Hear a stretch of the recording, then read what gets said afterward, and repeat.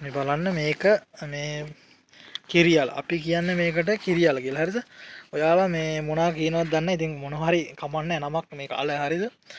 දැන් මේක දැන් අපි කරන්නේ මේක ගහ ලොකු වෙච්චාම මේක මං හිතන්නේ මේ තාත්තා එහෙම දන්නවා හරියට මේ එරිලා කියලා දැන් ගලවනවා මේ ඊට පස්සේ අල ටික ගන්නවා ආයේ මේ මුලත් එක්ක තියෙන අලේ මේ කපලා මුල් ටික කපලා ආයේ හිටවනවා හරිද?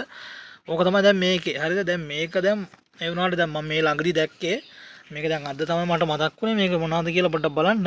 මේකේ දැන් මේ මල් තුනක් ඇවිල්ලා. හරිද? දැන් මල් දෙක මේ දෙකත් මේක වගේ තිබ්බා.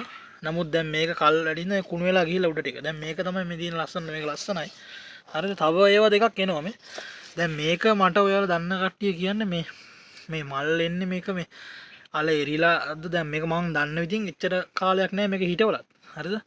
අල එරිලාද නැත්නම් මේ කොහොම මේ නැත්නම් මේ ගහේ මොකක් හරි කාලයකට එහෙම එනවද කොහොමද කියලා මේ කමෙන්ට් එකක් දාන්න.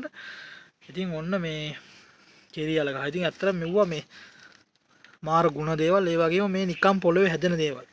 ඉතින් මේ ගොඩක් කට්ටිය කරන්නේ ඇත්තටම කඩවල වල තෙලවලු ගණන් වැඩි අර මේ කියලා මේක එක්ක නාටකයක ඉන්නව ඇරෙන්න රජයට බයිනවා මේ කඩවල් වලට බැන ඔය ඉන්නව ඇරෙන්න මේ කට්ටිය කරන්නේ මොකුත් අර කඩේ ගණන් වැඩි මේ කඩේ ගණන් වැඩි ටවුන් එකේ ගණන් අඩු කිය උඩ ඔයකුත් කතා කියනවා.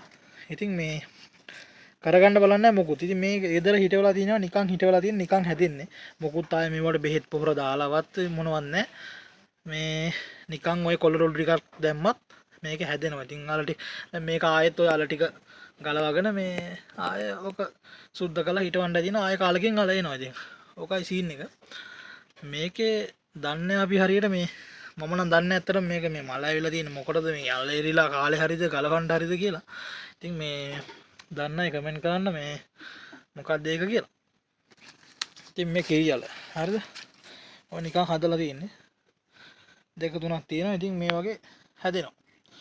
ඉතින් මම නම් කියන්නේ ඔයාලත් මේ අර ගොඩක් අයගේ එහෙමයි මේ කඩවල මම දකිනවා දැන් ගොඩක් තැන්වල මේ මිනිසුන්ට කීක ඉන්නව හැරෙන්න මොකුත් හදන්නේ නැහැ කවුරුත්. ඉතින් මේ හදන්න මේවා. හදලා මේ Tamanටම ප්‍රයෝජන ගන්න පුළුවන්.